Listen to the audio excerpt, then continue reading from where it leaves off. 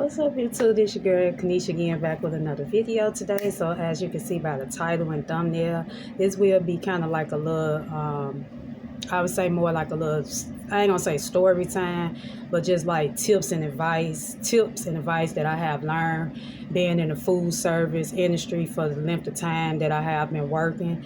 So you all know I've been telling you all from the beginning that I have been in the food and beverage hospitality industry maybe for going on 10 years now.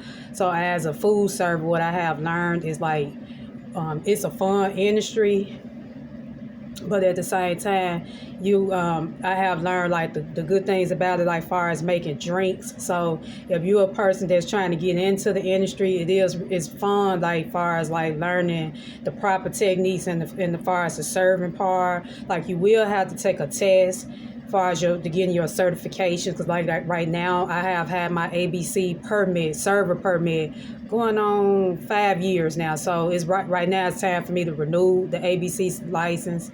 And so you do have to take the test. And then from my understanding, because like I said, it's been 5 years ago since I took the test, it's not that hard. You can do it at home on your computer. You do have to pay your own fee for us, you're getting your own certification. But one thing I like about it, you do, like I say, you meet nice people. They might tip you real good for making a good drink. Only thing that's different that I got to get more into on the part as far as me being a food server, because most facilities that you work at, they might already have like a bartender that make the drinks up for the servers when the guests order the drinks. So I got to learn how to make my own drinks up. So far, I know how to make a Bloody Mary and a mimosa, and now I'm finna start practicing at home on making like mocktails, like a non-alcoholic drink, for myself, to just kind of give myself taste testing, and that'll be a separate video. I'll show you all that in another video, how I'm make up mixed drinks and stuff. But yeah, you really can make some good money. It just depends on like the industry you working for, if you're working at a hotel or a restaurant. It just depends. And even with doing this industry, by you have your own certifications, you also can make extra money on the side by, maybe somebody might want you to become a private food server and work for them outside of your, your occupation. And so by you already licensed, that's extra money you can make in your pocket. And when I say people do tip you good, they will, because in the past when I used to work at as a banquet/catering server, even though we wasn't obligated to getting tips, but I was told that if someone offer you a tip, you take it. I have had a guest tip me and a couple of my co-workers $20 a piece. And y'all, when I say that $20 came in hand, it came in hand. So it just all depends on, like I said, the industry you work at, and the crowd. Because sometimes some places, when you get a lot of when it be real busy, man, that money come in like that. Them tips come in like that. So like I say, far as the advice I would give, far as tips, I mean, like, I ain't gonna say tips, but tips that I would give for those who might want to get into the industry as a food server is you will have to look out for, if you have to serve your own drinks for people.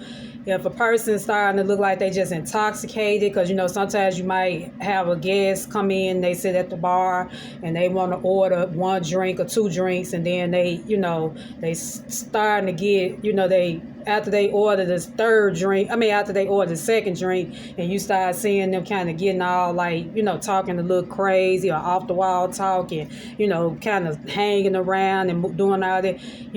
One thing I had to learn is that you might have to cut them off nicely and tell them that you can't service them another drink, and just offer them, be nice and kind, and be like, well, I can offer you a cup of either a cup of coffee or maybe a glass of water, because it could be dangerous when a person is really intoxicated and they leave the facility and something tragic happen, like if they get into a bad car accident, or who knows might happen because they so drunk going home by themselves.